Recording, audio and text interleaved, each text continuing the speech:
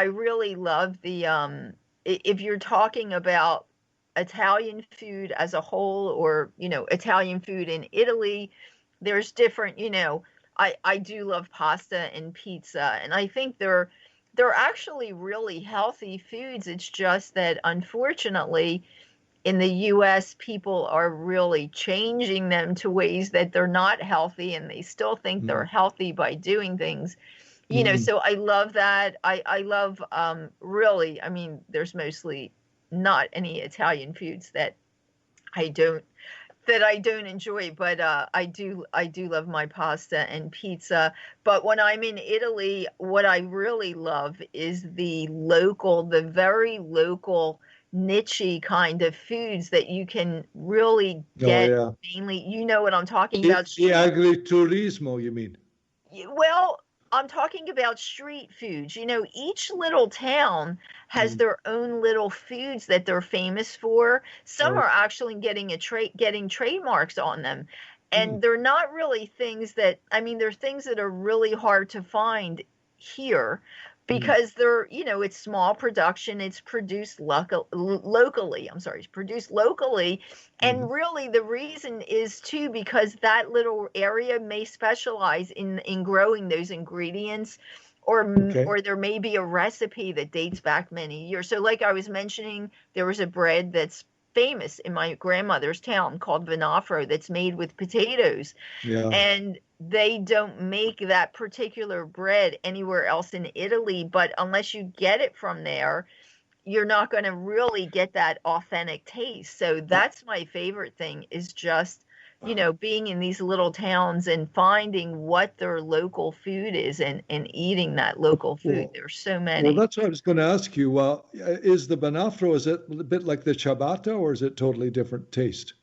Well, the bread that they make in Venafro is, yeah, it's not a ciabatta. No, no. It's very, you know that Italian bread that's, I mean, it's so heavy that it's like Mm. a brick, and Yeah, it is. you really need muscles to cut it. It's Uh-huh. got that really thick outer crust, but Oh, yeah. you know what I Okay. mean? But it's wonderful to do like bruschetta or something on, because it doesn't get soggy at all, Sure, and it's sure. got a really good consistency inside.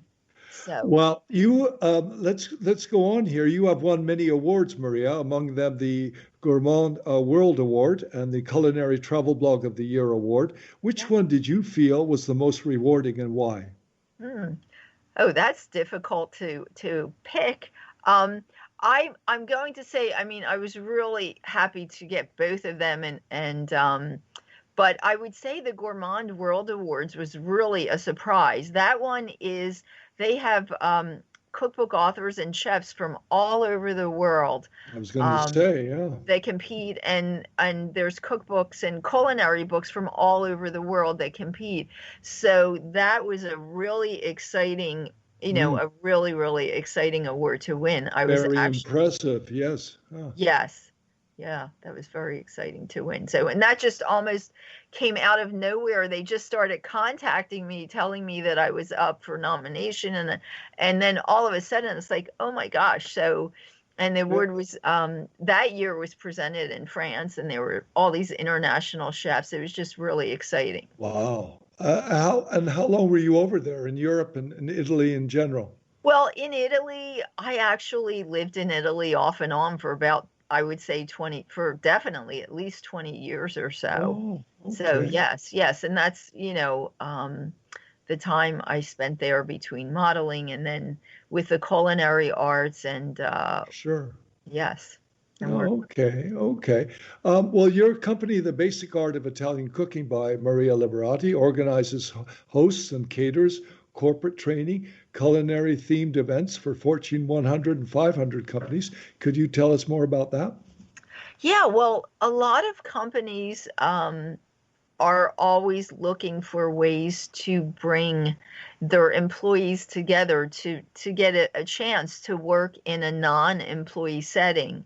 So a lot of times they'll do these culinary themed corporate training sessions where it's actually a dinner, and usually I'll be in the front of the group, like a kind of a stage, I guess. Hmm. Generally, there's a stage with an open kitchen, and the employees generally will be broken down into groups, and usually we'll have a menu for that evening's dinner, and every group picks a Mm. course that they work on, and then Okay. we all come together and eat the meal together. So it brings a cohesiveness to employees, and it gives them a chance to work together in a non-employee setting. And they're actually quite fun. I know the employees generally, like them, and I've actually done them all over the world. Now, of course, with everything going on, there's a little bit of a hold on doing those. So, Yeah, but who knows? sure. Maybe I'll do a virtual, because I've been doing some virtual classes and things like that. Really? Huh. Yeah, virtual book signings, and also, who knows? Maybe we'll do something like that virtually. Well, no, not only virtually, but takeout is a very big deal today. So Yes, you must be able to send food, right? Or I guess you have to push the post office or yeah, Amazon to deliver your yes, products. exactly. Yes. Well, that's the pre-prepared products, because I do have a line of spices, so that's just something, but I don't. I usually when I do dinners, like wine pairing dinners or something like that, we usually don't, get involved in something like that takeout. I think that's probably more for a restaurant, but who knows? I've been toying with the ideas of getting a little more into that also. Yes.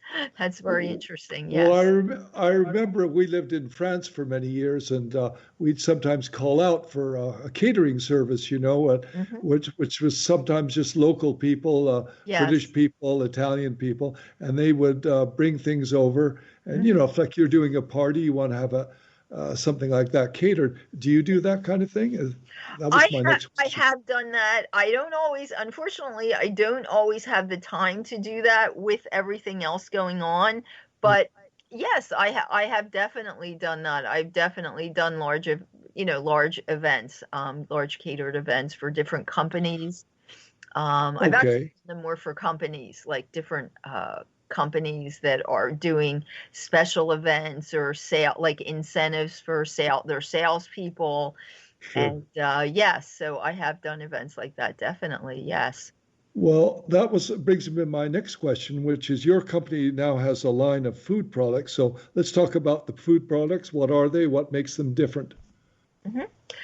Okay, so I have a spice blend that I developed, and it's just called Tuscan Picnic Spice Blend. So far, that's the one blend, and that is basically how I developed that is when I was in Tuscany many times. I studied the mix of the fragrances and the flavors in the majority of a lot of their foods, trying to figure out, how can I make something so that it's easy for people to just get a taste of Tuscany in their kitchen, in an easy way.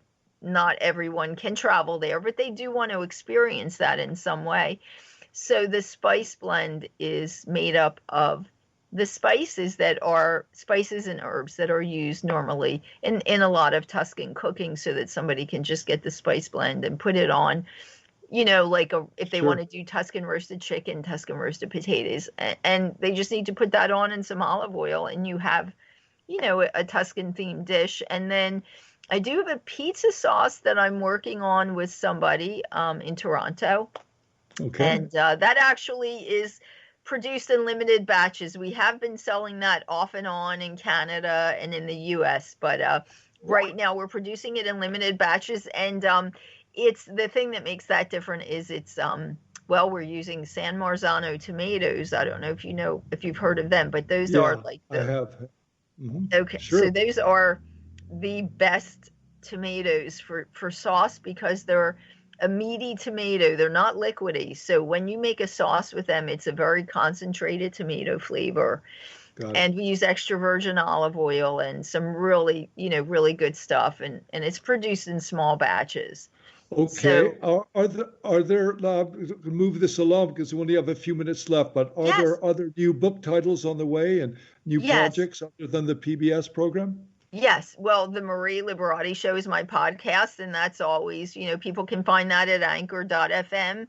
Okay. My next book is called The Basic Art of Italian Cooking Diaries, and that's actually written in a diary form. So it's a memoirs of special places, special foods, special recipes in Italy, and that will be Okay. coming out in 2021. And then Okay. I am working on a TV series. Oh, Um, really? yes, Oh, and another TV series, and I have a channel on Roku, which you did mention, and we're always uploading new videos there. So, okay. yes. Well, let me ask you this. What skills have you used from your cooking that have gotten you through quarantine in the Oh, last few yes. months? Yes. Yes, my cooking skills, because I say I can do all my cooking, and actually I kind of enjoyed it because it's given me more time. It's actually forced me to be in the kitchen more. Hmm. And also my gardening, and because I did grow a lot of my own stuff in Italy. My family has different farms and vineyards and things, and I was able to take the time and spend some time. I've always wanted to work on that, growing more of my own stuff that I use in my kitchen. So, I have a nice crop of tomatoes, the San Marzano tomatoes, actually, that I mentioned, and Okay. some other interesting things that I'm growing. I'm able to do that. I was able to spend some time doing that. So, What yes. what would you say you're the one ingredient that's maybe your best, your top thing? And that will be our last question because I have to close soon. Oh, What would be your most the one that gives you the most pleasure? the one that gives me, I would say fresh herbs, the fresh herbs. Okay. Any fresh herbs like fresh oregano, fresh basil, the fresh herbs, I think, are my top ingredients in any dish. All right. Well, unfortunately, Maria Liberati, we only have about 30 seconds left. So I'd like to thank Maria Liberati for being on our show and remind you that Maria now hosts her own podcast, The Maria Liberati Show, at anchor.fm/Maria-Liberati. And just like Curmudgeon Yours on Society Bites Radio, Maria Liberati's podcast can be heard on iHeartRadio, Spotify, Google, iTunes, and more. And for a reminder, Maria Liberati's social networks include Twitter, Maria Liberati with 60,000 followers, Facebook.com, Chef Maria Liberati with 13,679 likes, probably a few more since this has taken place, Yes. LinkedIn with 9,000 plus followers, Instagram 1,500 followers, and The Basic Art of Italian Cooking by Maria Liberati, trademark blog, and that her blog has 300,000 subscribers. So congratulations. And thank you, Maria, for being on our show. I'd like to say one last thing in Italian. Mi ha fatto molto piacere discutere con lei. Questa discussione mi ha dato una fame di lupi. Alla prossima e buon appetito, Maria. Grazie mille, grazie. This is Richard Bott, host of Curmudgeon Yours on Society Bites Radio. Thank you, Maria Liberati. So I'd like to thank our guests for being on Curmudgeon Yours today. And please, if you like what you heard, send me an email to richard@richardbont.com. And if you didn't, please keep your comments to yourself. Remember, this is Richard Bont and Curmudgeon Yours on Society Bites Radio, where everything is what it seems, nothing is what it seems, and what is not said is often of most interest.